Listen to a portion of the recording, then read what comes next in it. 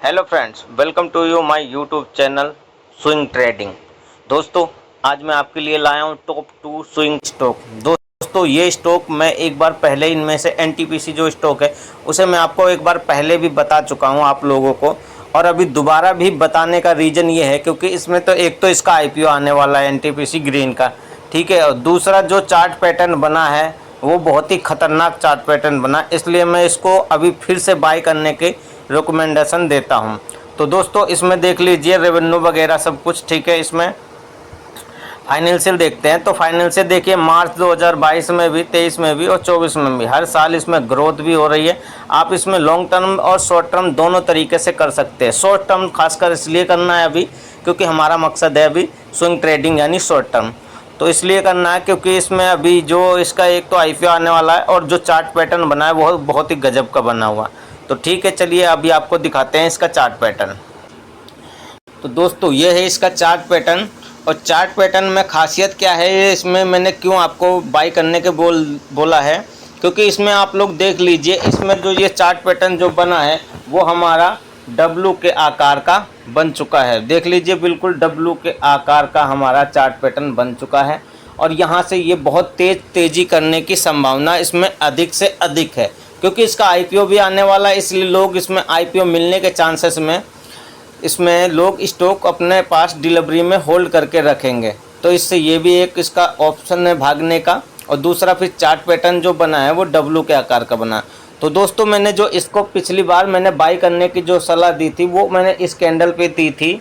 जो ये कैंडल है जो यहाँ पे, ये जैसे ही हमारे लाइन ड्रॉ के ऊपर ब्रेकआउट हुआ और उसके बाद ऊपर ही क्लोजिंग दी, तो यहीं पे हमने इसको बाई करने की सलाह दी थी। हालांकि अगले दिन भी बाई करने का फिर से मौका मिला था, लेकिन स्टॉप लॉस हमारा हिट नहीं हुआ था, ठीक है। तो अब बाई करने का दोबारा भी मौका मिला था, उसके बाद भी ये धीरे धीरे लाल हरा होते होते अभी ऊपर ही जा रहा है। फिलहाल कुल मिला के अभी जिनके पास पहले से स्टॉक है उनको फ़ायदा होगा ही होगा, और अभी यहाँ से और भी जाने के चांसेस बहुत ज़्यादा हैं।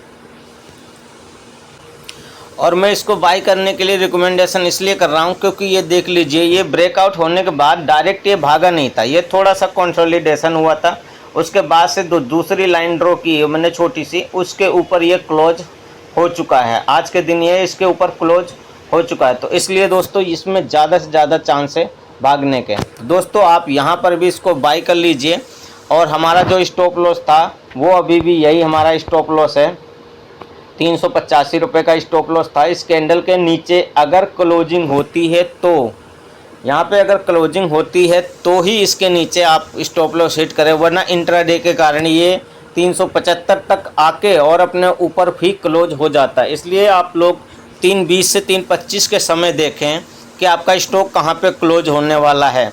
तो ठीक है, इसलिए दोस्तों इसको बाई करने की सलाह देता हूँ। लेकिन बाई करने से पहले आपको एक सलाह और देना चाहूँगा मैं कि जैसे लोगों ने बाई कर रखा तो उनको प्रॉफिट हो रहा होगा, लेकिन अभी मैं जैसे आप 100 स्टॉक खरीदना चाहते हैं तो उसकी जगह पे आप 50 ही स्टॉक खरीदें, क्योंकि यहाँ से अभी हो सकता है कल परसों नरसों में अधिकतर तो जाने के चांस हैं, लेकिन बाई चांस अगर न्यूज़ के कारण या मार्केट क्रैश के कारण ये नीचे आ जाए तो वहाँ पे आप फिर से आप खरीद के इसको एवरेज कर सकते हो, और आपका स्टॉप लॉस जो हिट होने के बहुत ही कम चांस होंगे। जो स्टॉप लॉस हिट होगा उसके बाद आप इसे होल्ड करिए, और ये उसके बाद में आपको टारगेट निकल के आएगा।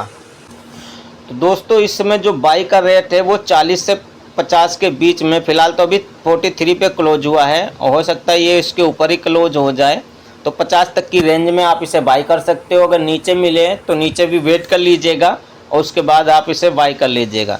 हमारा जो टारगेट है वो है, पहला टारगेट 70 रुपये का, 470 रुपये का, और दूसरा टारगेट है 490 रुपये का। ठीक है दोस्तों, तो इसी के साथ इस स्टॉक की चर्चा यहीं पर समाप्त करते हैं। तो अब आपको बताते हैं कि दूसरा हमारा स्विंग ट्रेडिंग स्टॉक कौन सा है। तो दूसरा स्टॉक आपको दिखाने से पहले एक बात और मैं आपको क्लियर कर दूं कि इस पे बाई के लिए फोकस क्यों किया मैंने, क्योंकि ये देख लीजिए आप, मंथली जो है ना, मंथली में भी ब्रेकआउट हो चुका है और वीकली में भी हमारे ये ऑलमोस्ट ब्रेकआउट हो चुका है। तो इसलिए ये, और डेली चार्ट बेसिस पे उसमें भी हमारा ये ब्रेकआउट हो चुका है। तो ये तीनों कंडीशन में स्टॉक ब्रेकआउट दे दिया है, इसलिए इसमें मैं आपको बाई की सलाह देता हूँ। इसलिए इस स्टॉक को बाई करें, होल्ड करें और वेट करें। तो चलिए अब बढ़ते हैं अगले स्टॉक की तरफ। तो दोस्तों दूसरा जो स्टॉक है हमारा वेल कॉर्प है।